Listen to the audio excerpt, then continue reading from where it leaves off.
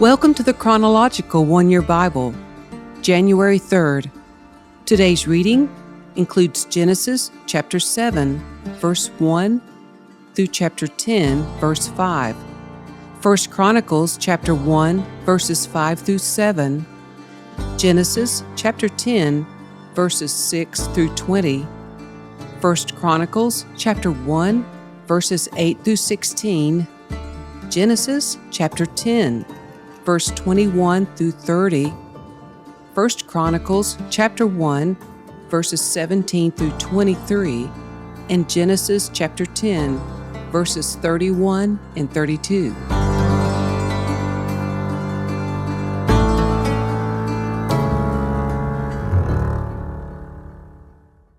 When everything was ready, the Lord said to Noah, "Go into the boat with all your family, for among all the people of the earth I can see that you alone are righteous. Take with you 7 pairs, male and female, of each animal I have approved for eating and for sacrifice, and take 1 pair of each of the others. Also, take 7 pairs of every kind of bird. There must be a male and a female in each pair to ensure that all life will survive on the earth after the flood. 7 days from now, I will make the rains pour down on the earth, and it will rain for 40 days and 40 nights, until I have wiped from the earth all the living things I have created." So Noah did everything as the Lord commanded him. Noah was 600 years old when the flood covered the earth. He went on board the boat to escape the flood, he and his wife, and his sons and their wives. With them were all the various kinds of animals, those approved for eating and for sacrifice, and those that were not, along with all the birds and the small animals that scurry along the ground. They entered the boat in pairs, male and female, just as God had commanded Noah. After 7 days, the waters of the flood came and covered the earth. When Noah was 600 years old, on the 17th day of the 2nd month, all the underground waters erupted from the earth, and the rain fell in mighty torrents from the sky. The rain continued to fall for 40 days and 40 nights. That very day Noah had gone into the boat with his wife and his sons, Shem, Ham, and Japheth, and their wives. With them in the boat were pairs of every kind of animal, domestic and wild, large and small, along with birds of every kind. 2 by 2 they came into the boat, representing every living thing that breathes. A male and female of each kind entered, just as God had commanded Noah. Then the Lord closed the door behind them. For 40 days the floodwaters grew deeper, covering the ground and lifting the boat high above the earth. As the waters rose higher and higher above the ground, the boat floated safely on the surface. Finally, the water covered even the highest mountains on the earth, rising more than 22 feet above the highest peaks. All the living things on earth died: birds, domestic animals, wild animals, small animals that scurry along the ground, and all the people. Everything that breathed and lived on dry land died. God wiped out every living thing on the earth: people, livestock, small animals that scurry along the ground, and the birds of the sky. All were destroyed. The only people who survived were Noah and those with him in the boat, and the floodwaters covered the earth for 150 days.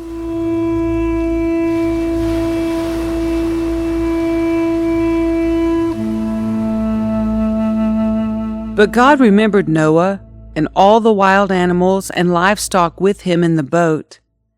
He sent a wind to blow across the earth, and the floodwaters began to recede. The underground waters stopped flowing, and the torrential rains from the sky were stopped. So the floodwaters gradually receded from the earth.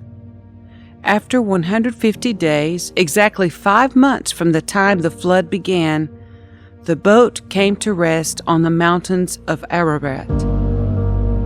2.5 months later, as the waters continued to go down, other mountain peaks became visible.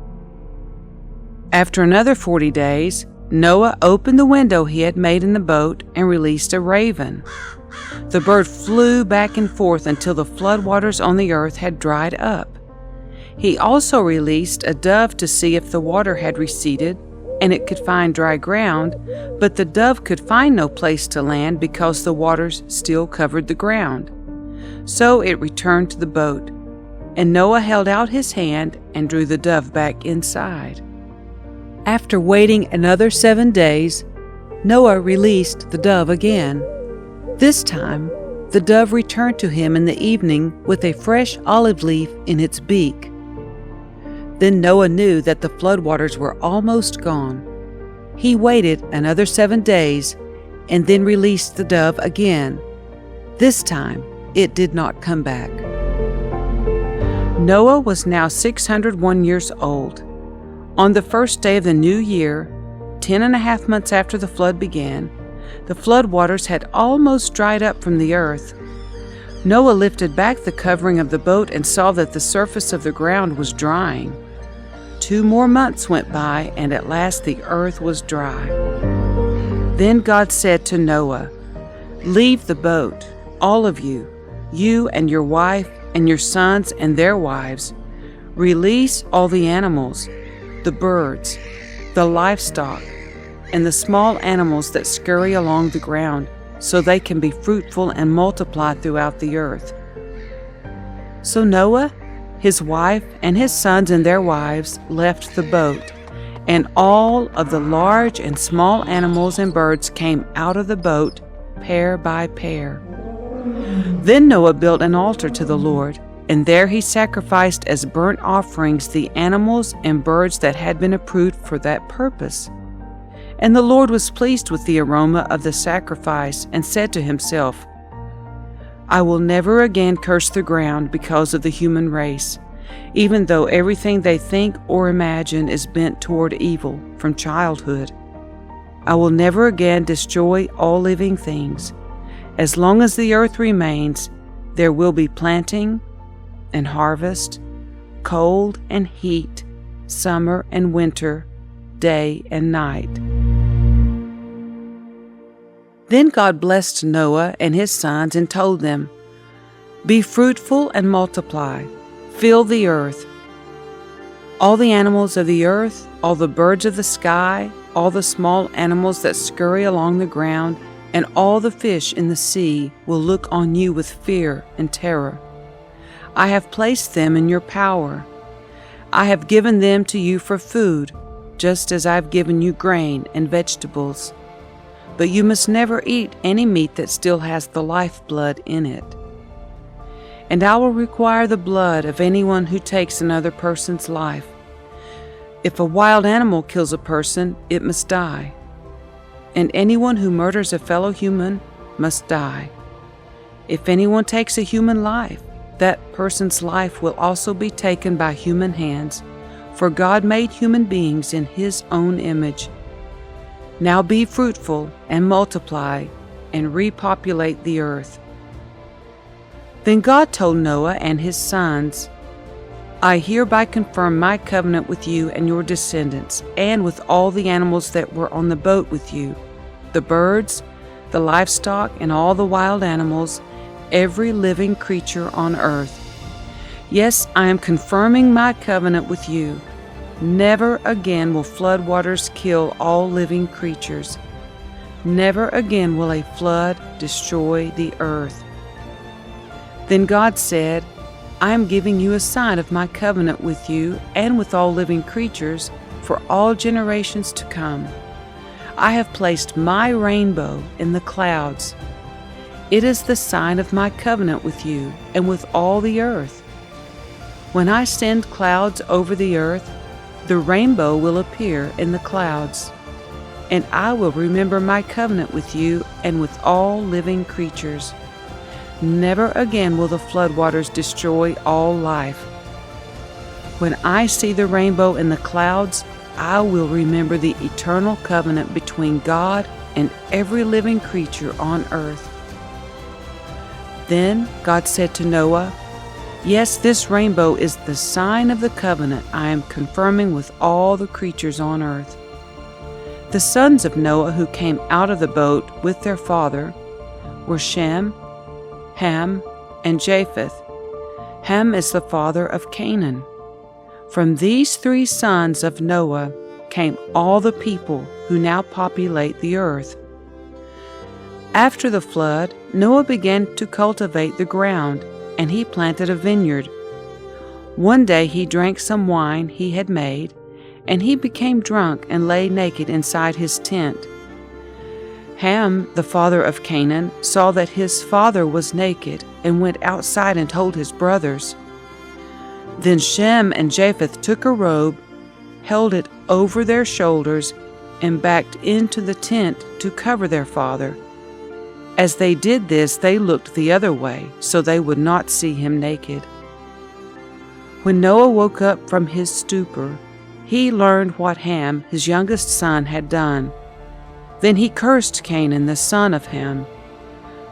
"May Canaan be cursed. May he be the lowest of servants to his relatives." Then Noah said, "May the Lord, the God of Shem, be blessed, and may Canaan be his servant. May God expand the territory of Japheth. May Japheth share the prosperity of Shem, and may Canaan be his servant." Noah lived another 350 years after the great flood. He lived 950 years, and then he died.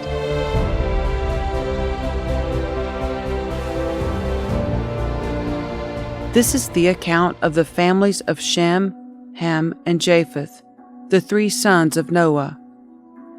Many children were born to them after the great flood. The descendants of Japheth were Gomer, Magog, Madai, Javan, Tubal, Meshech, and Tiras. The descendants of Gomer were Ashkenaz, Riphath, and Togarmah. The descendants of Javan were Elisha, Tarshish, Kittim, and Rodanim. Their descendants became the seafaring peoples that spread out to various lands, each identified by its own language, clan, and national identity. The descendants of Japheth were Gomer, Magog, Madai, Javan, Tubal, Meshech, and Tiras. The descendants of Gomer were Ashkenaz, Riphath, and Togarmah. The descendants of Javan were Elisha, Tarshish, Kittim, and Rodanim. The descendants of Ham were Cush, Mizraim, Put, and Canaan. The descendants of Cush were Seba, Havilah, Sabta, Raamah, and Sabtika. The descendants of Raamah were Sheba and Dedan. Cush was also the ancestor of Nimrod, who was the first heroic warrior on earth. Since he was the greatest hunter in the world, his name became proverbial. People would say, "This man is like Nimrod, the greatest hunter in the world." He built his kingdom in the land of Babylonia with the cities of Babylon, Erech, Akkad, and Calneh. From there he expanded his territory to Assyria, building the cities of Nineveh, Rehoboth-ir, Calah, and Rezin, the great city located between Nineveh and Calah. Mitzrayim was the ancestor of the Ludites, Anamites, Lehabites, Naphtuhites, and Perizzites, Casulites, and the Caphtorites, from whom the Philistines came. Canaan's oldest son was Sidon, the ancestor of the Sidonians. Canaan was also the ancestor of the Hittites, Jebusites, Amorites, Girgashites, Hivites, Archites, Sinites, Arvadites, Zemarites, and Hamathites. The Canaanite clans eventually spread out, and the territory of Canaan extended from Sidon in the north to Gerar and Gaza in the south, and east as far as Sodom, Gomorrah, Admah, and Zeboim near Lasha. These were the descendants of Ham identified by clan, language, territory, and national identity. The descendants of Ham were Cush, Mizraim, Put, and Canaan. The descendants of Cush were Seba, Havilah, Sabta, Ramah, and Sabtika. The descendants of Ramah were Sheba and Dedan. Cush was also the ancestor of Nimrod, who was the first heroic warrior on earth. Mitzrayim was the ancestor of the Ludites, Anamites, Lahabites, Naphtuhites, Pasrusites, Chalcihites, and the Caphtorites, from whom the Philistines came. Canaan's oldest son was Sidon, the ancestor of the Sidonians. Canaan was also the ancestor of the Hittites, Jebusites, Amorites, Girgashites, Hivites, Arkites, Sinites, Arvadites, Zemarites, and Hamathites. Sons were also born to Shem, the older brother of Japheth. Shem was the ancestor of all the descendants of Eber. The descendants of Shem were Elam, Ashur, Arphaxad, Lud, and Aram. The descendants of Aram were Uz, Hul, Gether, and Mash. Arphaxad was the father of Shelah, and Shelah was the father of Eber. Eber had two sons. The first was named Peleg, which means division, for during his lifetime the people of the world were divided into different language groups. His brother's name was Joktan. Joktan was the ancestor of Almadad, Sheleph, Hazarmaveth, Jerah, Hadram, Utsal, Dikla, Obal, Abimael, Sheba, Ophir, Havilah, and Jobab. All these were descendants of Joktan. The territory they occupied extended from Misha all the way to Sephar in the eastern mountains. The descendants of Shem were Elam, Ashur, Arphaxad, Lud, and Aram. The descendants of Aram were Uz, Hul, Gether, and Mash. Arphaxad was the father of Shelah. Shelah was the father of Eber.